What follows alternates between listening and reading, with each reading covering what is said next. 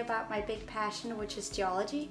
I studied geology my 6th year at University of Copenhagen, and it started a long time ago that I got interested in rocks. It's been something from childhood, and the first rock I want to show you today is the one that really got me excited about geology. One of my parents' friends, who is a geologist, he came back from Greenland and he gave me this really dull looking rock. It's this gray thing, and try to see if I can show you, but it looked very, very boring. And then he gave me this rock and he gave me a hammer and a chisel, and he just told me just knock a little bit on it from the side and try to see what's inside. And I didn't really believe him, but I was in complete awe when I knocked this rock open, and there was this tiny little fish hidden inside it, where you could see the entire skeleton and all the bones and all the structures of the fish. And that was just one of the coolest things I've ever experienced, like having this little treasure that you were opening up by yourself, even just coming from this really dull looking rock. So at that time, and that's something like, I think it's 10 years ago, so back when I was 15, he gave me this rock, and I just knew that it was geology I had to work with and study. It was the most exciting thing I could do. And when it comes to dull rocks, a lot of rocks do actually look quite dull, and I think that's why most people don't find them as interesting as I do.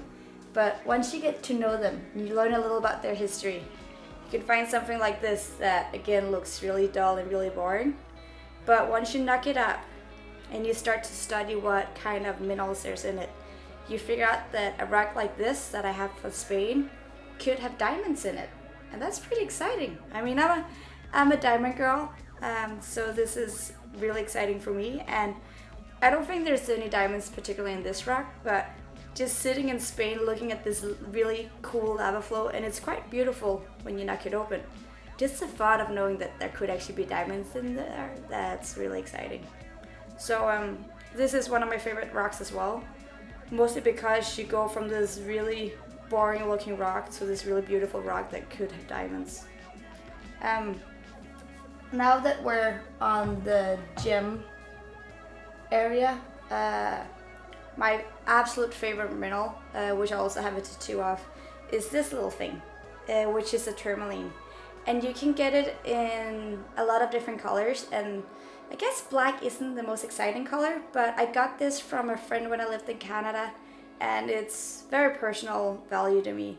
And it's really cool for me sometimes how in geology you see these different phases of a crystal, which is perfectly natural, and sometimes they get all these perfect natural faces that you'd think were cut gems. The really cool thing about the tourmaline is that sometimes you can get it with a green or a blue rim, and then it's red on the inside, so it has this watermelon texture, which is really, really cool. So that's my absolute favorite mineral, and that's also because of a lot of geology reasons.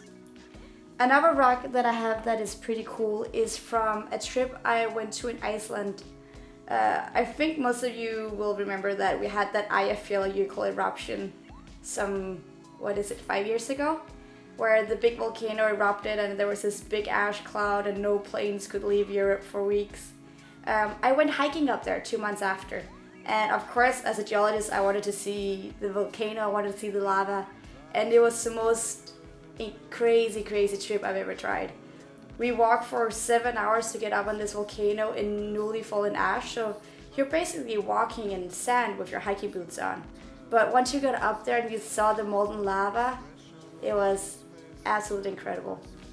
And one rock I have from there is this lava rock, where what I think is really neat about it is you can see that it's lava with the texture, but the colors, which is just chemical reactions with the oxygen when the lava arrives at the surface, gives these really nice rainbow colors to it. And you often see this with lava. You also see it a lot in the rocks from Hawaii. But I think it's a really cool way to see that geology isn't just those gray rocks to show you. A lot of times it's also a lot of colors.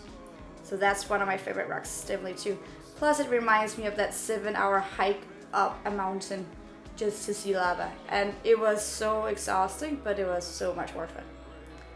The last rock I want to show you today is extraterrestrial. It's from a meteorite, but it's not just your regular meteorite. I know it's really small, but I hope you get a feeling of it anyways. The really cool thing about this is that when you have a meteorite, you have this core of iron, which can have these really beautiful textures. And when you get to the rim of the meteorite, you have all these green crystals. And what I got here is the boundary between the core and the rim.